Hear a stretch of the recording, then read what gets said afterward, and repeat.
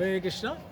আবার সেই কালো পাথরের কাছে চলে এসেছি কেন জানেন? আজকে একজনের তিরুভাবপ্রীতি, তিনি হচ্ছেন শিবাজি ভোসলে, আর যার জন্ম হয়েছিল আজ থেকে 1630 খ্রিস্টাব্দে, হ্যাঁ, 19শে ফেব্রুয়ারি, এবং আজ তার তিরুভাবপ্রীতি 3রা এপ্রিল 1680 খ্রিস্টাব্দে। তো তার মাতা জিজাবাই তাকে শৈশবে রামায়ণ মহাভারত শুনিয়েছিল এবং তার দ্বারা তিনি উদ্বুদ্ধ হয়েছিলেন দেশপ্রেমে এবং বীরত্বে। তো সেই শিবাজি মহারাজের উৎসব, তার তার কথা নিয়ে রবীন্দ্রনাথ ঠাকুর শিবাজি উৎসব বলে একটা কবিতা রচনা করেছেন। আর আমাদের গুরু মহারাজ শ্রীমৎ ভক্তিচারী স্বামী গুরু মহারাজ, তিনি ভাগুবা ঝান্ডা একবার সাহেব, তিনি মারাঠি ভাষায় রচনা করেছেন কবিতা, তার এই বঙ্গানুবাদ, হ্যাঁ, ভাগবত ঝান্ডা তিনি লিখেছেন, আবৃত্তি করেছেন, আমি শোনাবো ফেসবুকে। তো আজকে সেই দিন, আজকে শিবাজি মহারাজ তার যে মুঘল সাম্রাজ্যের বিরুদ্ধে লড়াই করেছেন, তার যে রাজধানী রায়গড়ে, তা আজকের দিনে তিনি তার দেহত্যাগ করেছেন।